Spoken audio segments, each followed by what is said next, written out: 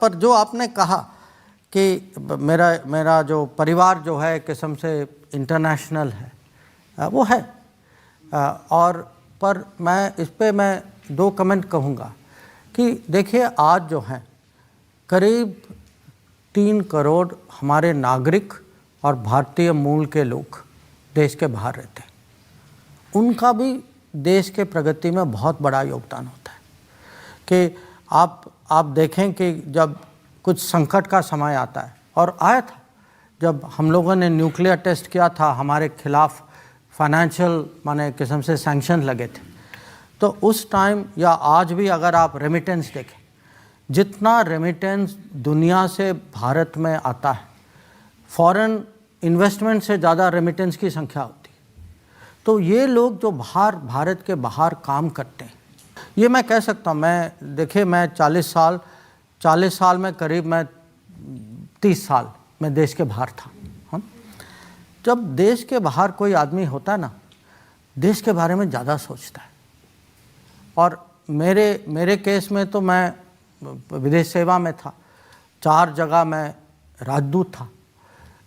और जब देश की माने सेवा में देश की प्रतिनिधि होते हैं, तो उस समय देश के बारे में गर्व ज़्यादा होता है। तो मैं कहूँगा कि जो हम लोग जो देश को रिप्रेजेंट करते हैं, हम जो हैं सुपर नेशनलिस्टिक लोग होते हैं, क्योंकि हमारे लिए नेशनलिज्म जो है ये कोई भाषण का मामला नहीं है, हमारे लिए रोज़ का मामला है कि वो देश का जो गर्व और जो जिम्मेदारी जो होती, उसको हम हर समय अपने साथ रखते हैं। और इसीलिए जब मोदी जी विदेश जाते हैं तो वो इंडियन डायस्पोरा के लोगों को एड्रेस करते हैं।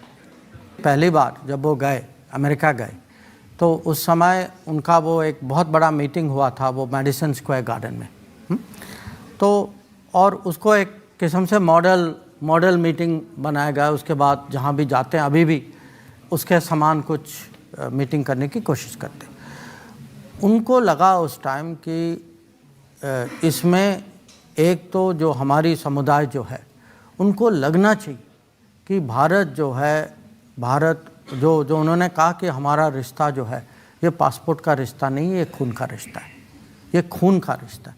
और एक किस्म से उन्होंने ये इमोशनल बॉन्ड बनाया उनके साथ। तो ये जो 3 करोड़ भारतवासी जो और या भारत मूल के लोग जो हैं, उनको लगता है कि भाई ये देश जो है हमें भूला नहीं है, आज भी हमारी देश में इस कीमत है, हमारी आदर सम्मान करते हैं लोग।